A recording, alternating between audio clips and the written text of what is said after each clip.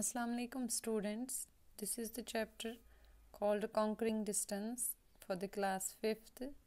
Unit number is 8, subject social studies, and today's topic is about the introduction of the transportation. So today we will see the topic called its introduction called Conquering Distance. So students, let's start. Since prehistoric time, people traveled long distances on foot. Very long time, the people traveled on their foot. There was no transportation, no any kind of communication. The people traveled on their foot. They carried their loads on their back or on heads. Later, they started using animals to carry the loads. First of all, in the prehistoric time, there was no means of transportation. People traveled on foot. They carry their loads, the bags or whatever things they had on their back or on their heads. Later they started using animals to carry the loads. Then they used the animals like the donkey, the horse for the carrying of loads. Their domestic animals were horses, camels and donkeys. They used sledges to carry their loads. Sledges like that of Tanga type. They use them. They use the animals there. They carry their loads on these sledges. Sledges were made up of logs and without wheel. They were without wheel. These were the sledges that were run by these animals.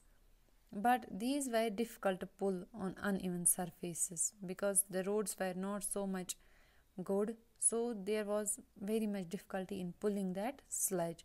The invention of the wheel was the turning point in the history of transportation.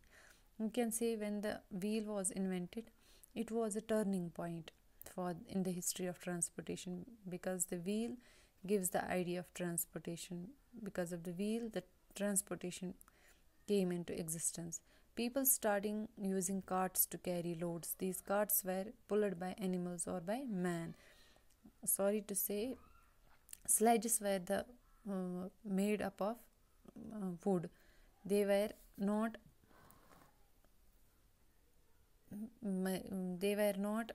having that wheels, but after the sledges, the carts came, where the wheel was used, where the animals were used to run these carts or to carry the loads of the people.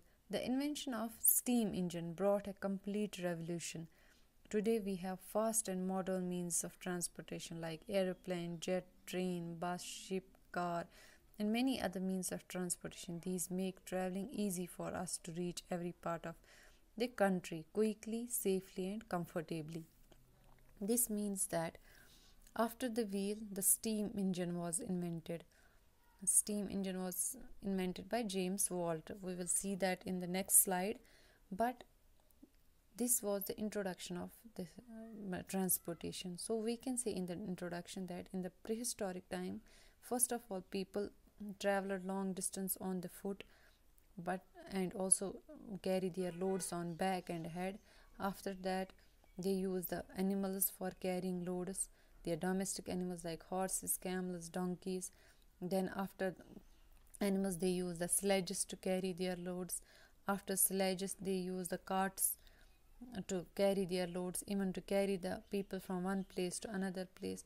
And after the invention of wheel came, there comes this was the turning point in the history of transportation. Then wheel was used, and those wheels were used in the carts, in different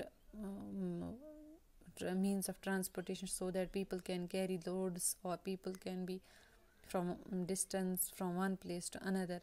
Then comes the invention of steam engine.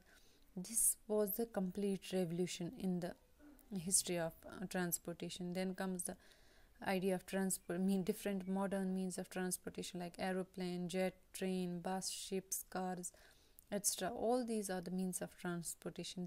These transportation, ship, buses, trains, aeroplanes, they make the transportation of the people, transportation of the loads very easily. People traveled very quickly, very safely, very comfortably from one place to another place. So that means first of all was the people, then comes the animals, then sledge, then cart, then wheel, then steam engine. This was the introduction of the transportation. So we can say we discussed about the steam engine, that it was a great revolution in the history of transportation. Because of the steam engine, the trains came, the ships came, the aeroplanes came, the cars. These ideas come because of the steam engine. So it was invented by James Watt in England. Now we will see the types of transport. The present system of transport includes land transport, water transport, air transport. There are three types of transport, that is land transport, water transport and air transport. Land transport, which is on the roads, water transport, which is in the water or above the water, air transport, which travels in the air. So first of all is the land transport. Land transport includes roadways and railways. That means in land transport we include roadways and railways. Roadways. In olden days the roads were narrow and rough. They were kacha roads made up of mud and stones. So we can say in the earlier days, in the old days, the roads were narrow, very short and rough, and they were not smooth. They were rough. They were kacha roads made up of mud and stone only. Today we have vast network of pakka roads or metalled roads all over the world. Now in this 21st century we have the metalled roads, we have the pakka roads. They are very smooth and very comfortable. The improvement in roads has led to the fast and smooth movement of vehicles. So because of these pakka roads, the transportation becomes very fast and smooth on these roads. In some countries, roads have been made very broad, called the speedways, expressways or the freeways. So we can say mostly in the developed countries like the USA, Russia, Japan, China, even in India, we have the big roads, broad roads. These are called as speedways, expressways or freeways. These are divided into two parts. These are usually divided into two parts, which these speedways, expressways or freeways. One part is meant for traffic moving in the opposite direction. Each part of the road is again divided into 4 to 6 lanes for fast and slow moving vehicles. So some of the famous highways of the world are. So we can say that these speedways, expressways are divided into two parts. One is from opposite direction traffic, and these are again divided into 4. Sometimes we have seen, like on the bypasses, we call them road bypasses, there are 6 lanes or 4 lanes of traffic. There are traffic signals there, and when the traffic signal becomes red, one lane will travel. When the traffic signal becomes green for another, then that lane will travel. So that means we can say we have different network of roadways. Now we will see some highways of the world. So the different highways of the world are the Pan American Highway. It connects Alaska in North America to Chile in South America. The Trans-Canadian Highway, it runs across Canada starting from the Pacific Ocean in the west to the Atlantic Ocean in the east. Third is the Burma-China Road. It runs from Kunming in China to Laseo in Burma, Myanmar, which we call today Myanmar. The Australian Transcontinental Highway, it runs across Australia stretching from the north to south. So we can say these are the highways of the world, not India but of the world. What? The Pan American Highway, the Trans-Canadian Highway, the Burma-China Road, the Australian Transcontinental Highway. Now we will see about the India. India also has a very good network of roads. connecting different parts of the country. Some of these roads connect India to its neighboring countries like Pakistan, Afghanistan, Nepal, Bhutan, Bangladesh, and Myanmar.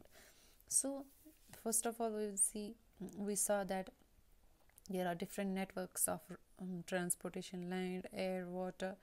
Then we see the different highways, and these highways, even the broad roads, are called speedways, expressways, freeways. These are again divided into different lanes.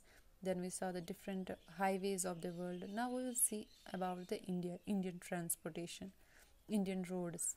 So India has also great network, good network of roads connecting India with the other countries.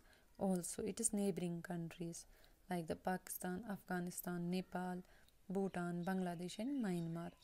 The Sher Shah Suri Marg, formerly known as Grand Trunk Road, starts from Peshawar in Pakistan and ends at Sunargaon in Bangladesh, passing through Attock, Rawalpindi, Lahore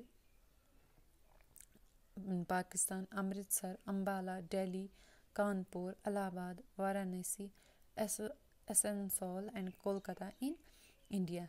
That means India has a great network of roads. Like we have the great grand trunk road called Sher Shah Suri Marg.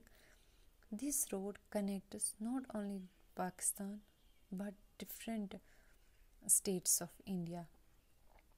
Not only Pakistan but Bangladesh, India also. Like it starts from the Peshawar, which is in the Pakistan, and ends at Sunargaon, which is in the Bangladesh. So it passes through which areas? Attock, Rawalpindi, Lahore in Pakistan, and Amritsar, Ambala, Delhi, Kanpur, Allahabad, Varanasi, Asansol, and Kolkata in India. So India, Pakistan, Bangladesh, they are connected because of this road. Why these are connected? Why Pakistan, India? Because Pakistan and India was in before 1947, it was a one country, including Bangladesh. Pakistan, Bangladesh, and India was one country. Then after 1947, it got divided into two countries, Pakistan and India. Then after Pakistan got divided, Pakistan and Bangladesh. That's why these roads are interconnected. Today we will stop here. Next things we will see in next lecture. Thank you so much.